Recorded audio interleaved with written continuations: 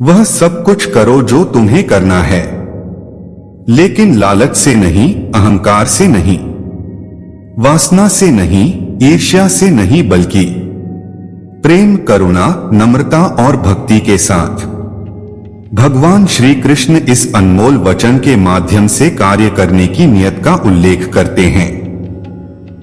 जब किसी भी कार्य करने में अगर लालच होगा, बेईमानी होगी, जलन होगी, तो वो काम न तो सही होगा और न ही उसके परिणाम फलदायी होंगे।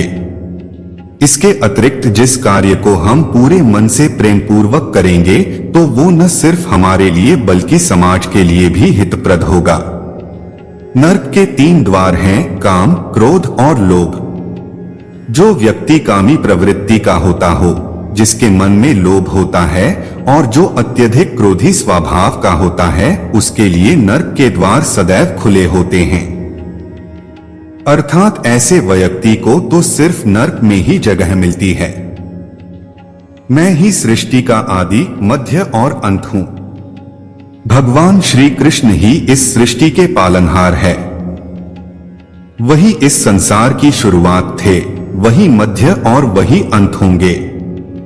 जो आप जो चाहते हैं उसके लिए नहीं लड़ते हैं, तो जो खोया उसके लिए मत रो।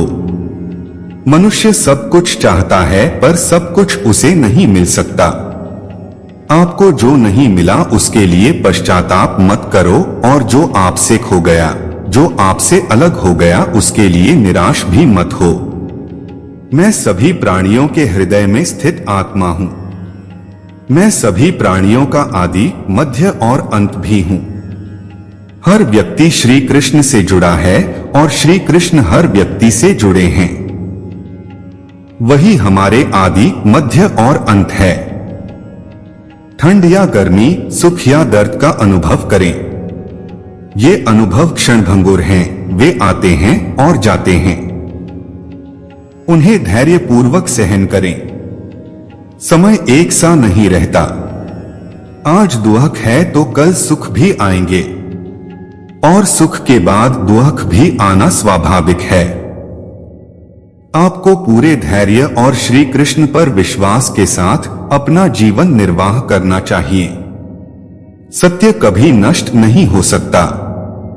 अच्छा करने से नहीं डरना चाहिए। लोग अक्सर सच कहने से बचते हैं या डरते हैं, पर सत्य कभी छुप नहीं सकता और नहीं कभी मिट सकता है।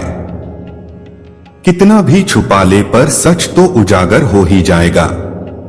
इसलिए जो बात सच पर आधारित हो उसे करने या कहने और मानने से कभी नहीं डरना चाहिए।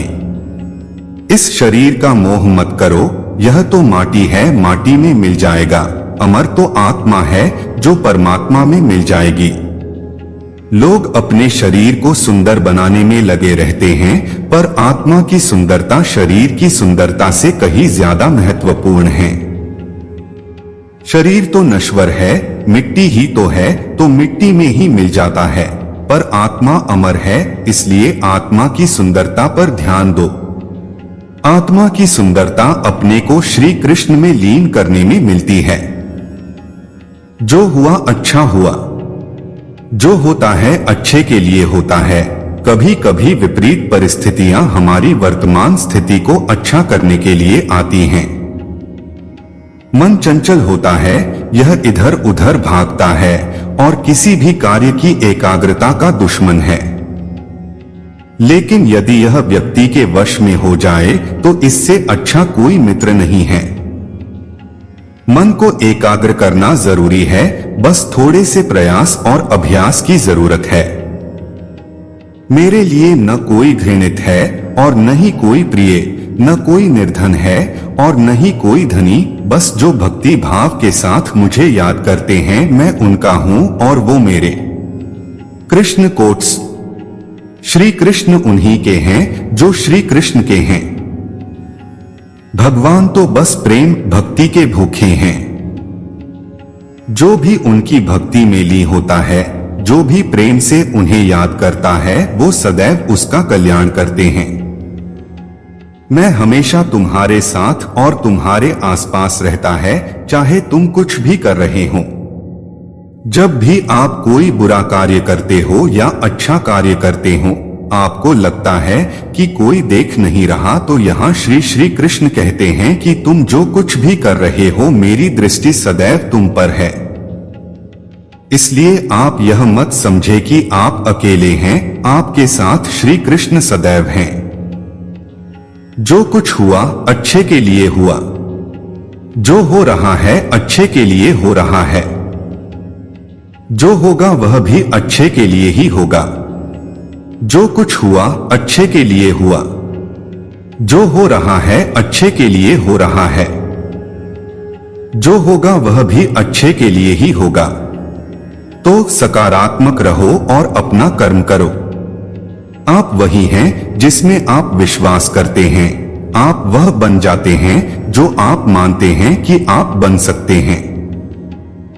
हमारी सफलता और असफलता इस बात पर निर्भर करती है कि हम खुद पर कितना विश्वास करते हैं।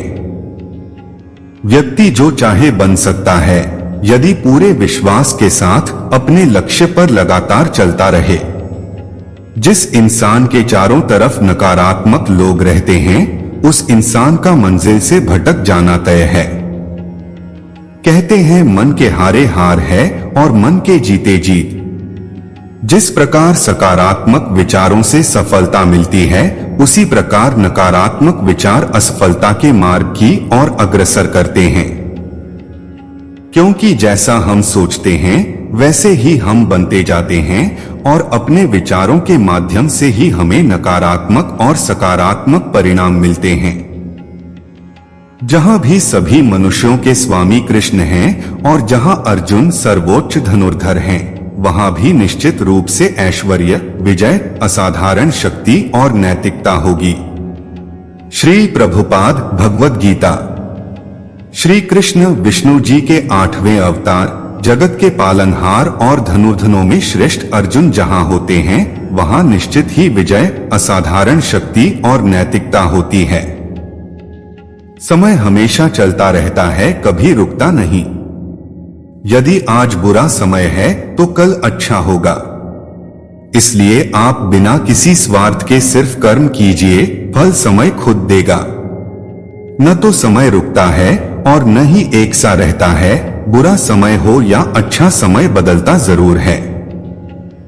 आज बुरा है तो कल अच्छा, और अच्छा तो फिर बुरा समय जरूर आएगा।